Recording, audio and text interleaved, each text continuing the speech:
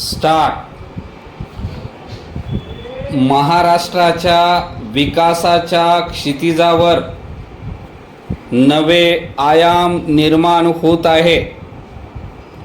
हा लेख लिहित असतानाच येत्या 5 वर्षात महाराष्ट्राची अर्थव्यवस्था 1,00,000 कोटी डॉलर्सवर पोहोचेल असा अंदाज मॉर्गन स्टॅनली या प्रख्यात आंतरराष्ट्रीय संस्थेने व्यक्त केला आहे.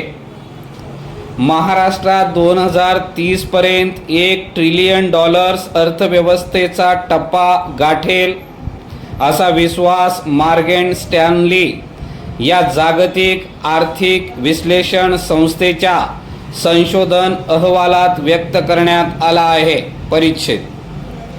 गेल्याच महिन्यात महाराष्ट्रात सर्वाधिक थेट परकीय गुंतवणूक झाल्याचे वर्तमान आले होते. एकीकडे महाराष्ट्र विकासाच्या मार्गावर वेगाने घोडदौड करत असताना दुसरीकडे सत्ताधारी पक्षाचा भाग असलेली मंडळी आपल्या बेबंद वर्तनाने राज्य सरकारला अडचणीत आणत आहेत. महाराष्ट्राच्या विकास भरारीऐवजी आमदारांच्या समर्थकामधील मारहाण, हॉटेल कर्मचाऱ्याला लोकप्रतिनिधींची मारहाण, मंत्र्यांच्या रमीचा डाव या गोष्टीची चर्चा प्रसार माध्यमे, समाज माध्यमे करीत आहेत. ज्या जनतेने महाविकास आघाडीचा खोटा प्रचार नाकारत प्रचंड बहुमताने आपल्याला सत्तेवर बसवले आहे, त्याच जनादेशाचा आपण अवमान करीत आहोत याचे भान लोकप्रतिनिधींना राहिलेले नाही. परिच्छेद. मॉर्गन स्टॅनलीच्या अहवालावर चर्चा घडवून आणावी, त्यानिमित्ताने महाराष्ट्राने पायाभूत सुविधा विकास क्षेत्रात केलेल्या प्रगतीच्या विस्ताराने आढावा घ्यावा.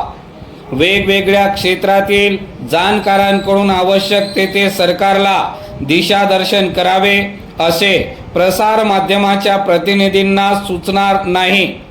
भारतीय जनमानसाला विधायक, शुभ, सकारात्मक घटनांबद्दल चर्चा करण्याऐवजी नकारात्मक घटनांबद्दल बोलणे आवडते असा काही माध्यमांचा समज असला तरी असे मुद्दे किती काळ उगाळत बसावेत याचेही तारतम्य प्रसार माध्यमांनी ठेवले नाही. अर्थात या बाबतीत फक्त प्रसार माध्यमांकडेच बोट दाखवून चालणार नाही.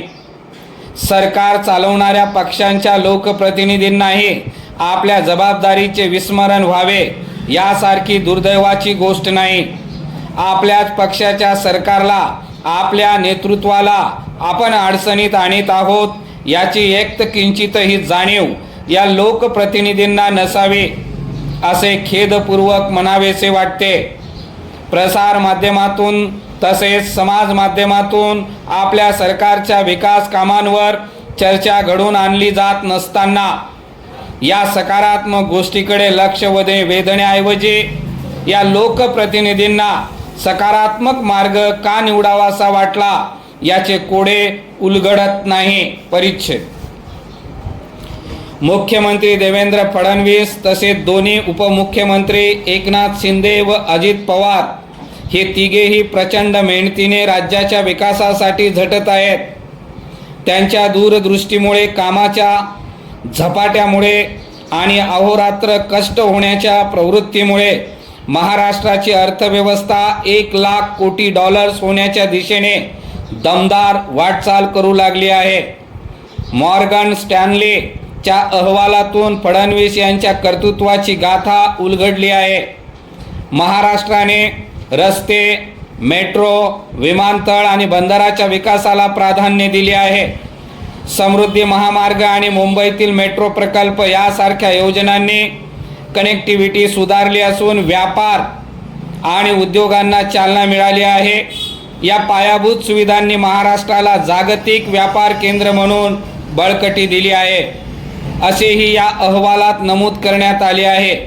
गेल्या 11 वर्षात नोव्हेंबर 2019 ते जुलै 2022 हा 2.5 वर्षाचा काळ वगळला तर महाराष्ट्राच्या विकासाची घोडदौड प्रचंड वेगाने होत असल्याचे आपण अनुभवले आहे.